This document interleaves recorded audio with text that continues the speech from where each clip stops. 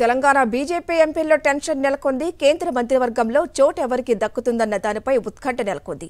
కిషన్ రెడ్డిని కేబినెట్లో కొనసాగిస్తారనే ప్రచారం జరుగుతుండగా కొత్తగా బండి సంజయ్, డీకే అరుణ, ఈటెల రాజేందర్ పేర్లు కూడా వినిపిస్తున్నాయి.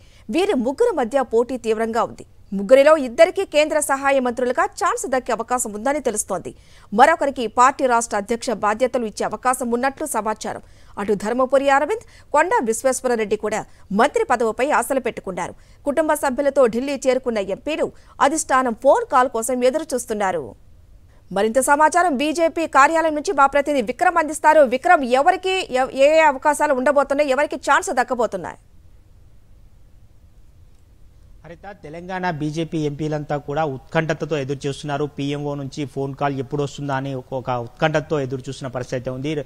మరి కాసేపట్లో 11:30 గంటల ప్రాంతంలో ప్రధాని నరేంద్ర మోడీ ప్రమాణ స్వీకారం చేయబోయే మంత్రివర్గ సభ్యులతో తేనీటి విందు ఇవ్వబోతున్నారు. ఈ నేపథ్యంలో ఎవరికి పీఎంఓ నుంచి కాల్ వస్తుందా అని చెప్పి కొంత ఆసక్తిగా ఎదురు చూస్తున్న పరిస్థితి ఉంది. ఇప్పటికే కేంద్ర మంత్రిగా గత ప్రభుత్వంలో పనిచేసిన కిషన్ రెడ్డి యథావిధిగా కంటిన్యూ చేస్తారనే ఒక ప్రచారం అయితే ఉంది. కిషన్ రెడ్డిని కంటిన్యూ చేస్తే మరో ఇద్దరికి ఎవరికి అవకాశాలు ఇస్తారు అన్న దానిపై ఒక ఉత్కంఠ అయితే నెలకొందని చెప్పుకోవచ్చు. మహబూబ్ నగర్ నుంచి ఎంపీగా గెలిచిన డీకే అరుణకు సహాయ మంత్రి పదవి దక్కవచ్చు అనే ఒక ప్రచారం అయితే కొనసాగుతుంది. అదేవిధంగా బండి సంజయ్ బీజేపీ జాతీయ ప్రధాన కార్యదర్శిగా ఉన్నారు. అతనికి కూడా ఈసారి మంత్రివర్గంలో చోటు దక్కే అవకాశం ఉంది. రెండోసారి కరీంనగర్ నుంచి ఎంపీగా గెలిచారు. సీనియారిటీ దృష్టిలో బండి సంజయ్ కూడా అవకాశం దక్కే అవకాశం ఉందని చెప్తున్నారు. అయితే మల్కాజ్గిరి నుంచి ఎంపీగా గెలిచిన ఈటెల రాజేందర్ కూడా ఆశలు పెట్టుకున్న పరిస్థితి ఉంది.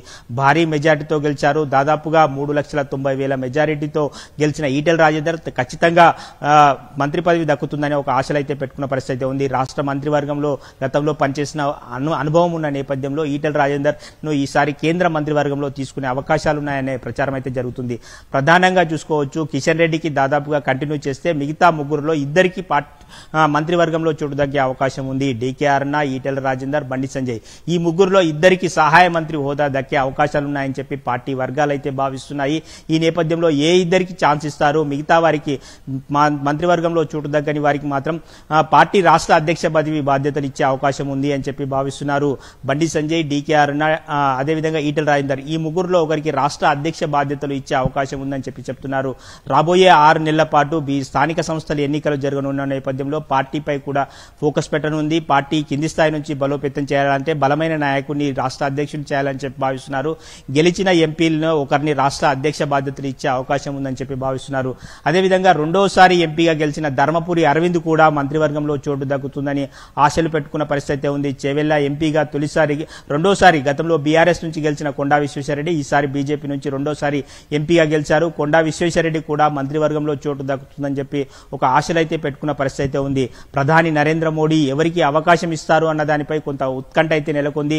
పీఎంఓ కార్యాలయం నుంచి ఫోన్ కాల్స్ గురించి తెలంగాణ బీజేపీ నేతలంతా కూడా ఆశగా ఎదురు చూస్తున్న పరిస్థితి ఉంది. మరి కాసేపట్లోనే తేనీటి విందు ఇవ్వబోతున్నారు ప్రధాని నరేంద్ర మోడీ. మంత్రివర్గంలో ఎవరికి చోటు దక్కబోతుందన్నది కొంత ఆసక్తి రేపుతుందని చెప్పుకోవచ్చు. హరిత.